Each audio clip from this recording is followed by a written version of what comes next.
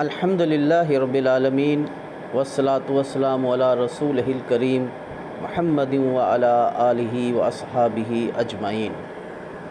اما بعد، اعوذ باللہ السمیع العلیم من الشیطان الرجیم من حمزہ ونفخہ ونفثہ. بسم اللہ الرحمن الرحیم. رب اشرح لی صدری ویسر لی امری واحلل عقدۃ من لسانی یفقہوا قولی. معزز سامعین، السلام علیکم. اللہ کے فضل و کرم سے آج ہم سورۃ بقرہ کی 49ویں اور 50ویں آیات کا ترجمہ اور اس کی کچھ وضاحت سمجھنے جا رہے ہیں. اعوذ باللہ من الشیطان الرجیم. بسم اللہ الرحمن الرحیم. وَإِذْ نَجَّيْنَاكُم مِّنْ آلِ فِرْعَوْنَ يَسُومُونَكُمْ سُوءَ الْعَذَابِ يُذَبِّحُونَ أَبْنَاءَكُمْ وَيَسْتَحْيُونَ نِسَاءَكُمْ وَفِي ذَلِكُمْ بَلَاءٌ مِّن رَّبِّكُمْ عَظِيمٌ. وَإِذْ فَرَقْنَا بِكُمُ الْبَحْرَ فَأَنجَيْنَاكُمْ وَأَغْرَقْنَا آلَ فِرْعَوْنَ وَأَنتُمْ تَنظُرُونَ. پھر وہ وقت بھی یاد کرو جب ہم نے تمہیں آل فرعون سے نجات دی تھی.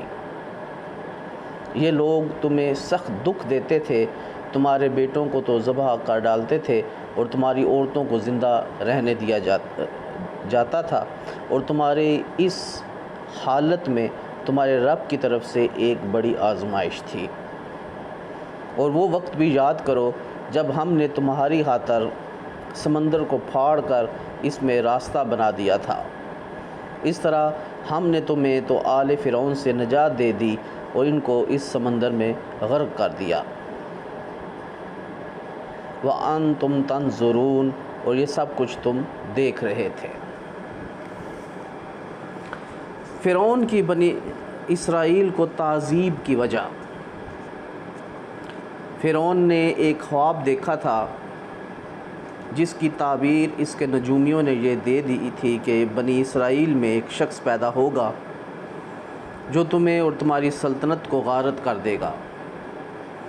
فرعون نے اس کا حل یہ سوچا کہ اپنی مملکت میں حکم دے دیا کہ بنی اسرائیل کے ہاں جو بچہ پیدا ہو اسے مار ڈالا جائے، اور جو لڑکیاں پیدا ہوں انہیں اپنی لونڈیاں بنا لیا جائے. اپنی حکومت کو بچانے کے لیے اس کی یہ تدبیر انتہائی ظالمانہ تھی،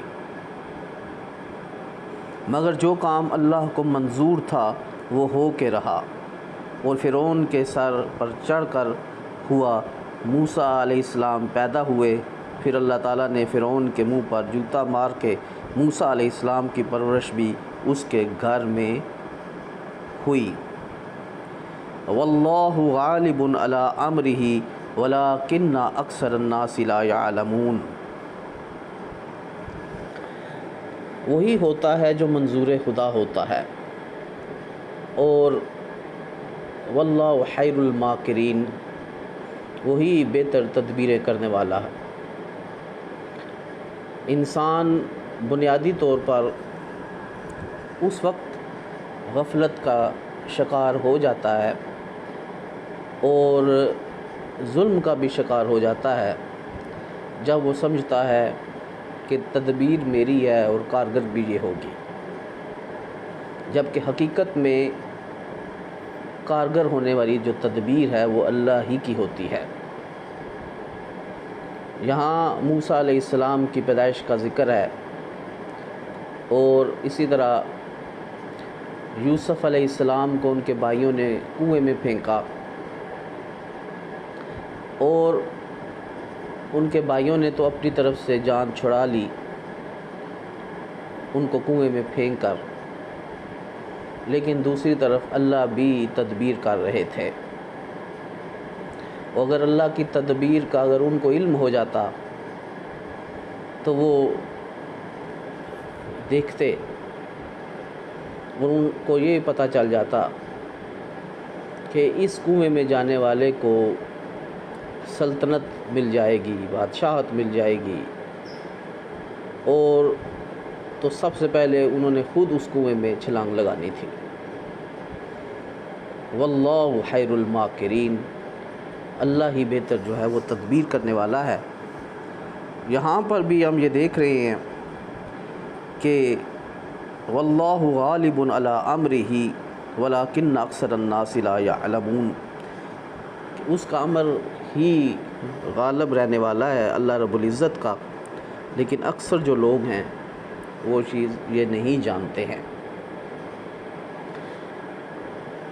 جبکہ اس کے آگے بنی اسرائیل پر بیتے ہوئے تاریخی واقعات چونکہ بہت مشہور اور زبان زد و خاص و عام تھے، لہٰذا یہاں ان کا اجمالی ذکر ہی آیا ہے۔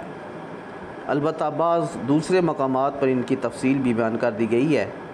انہی میں سے ایک واقعہ بنی اسرائیل کی نجات اور فرعون کی غرقابی کا بھی ہے۔ وما علینا الا البلاغ المبین۔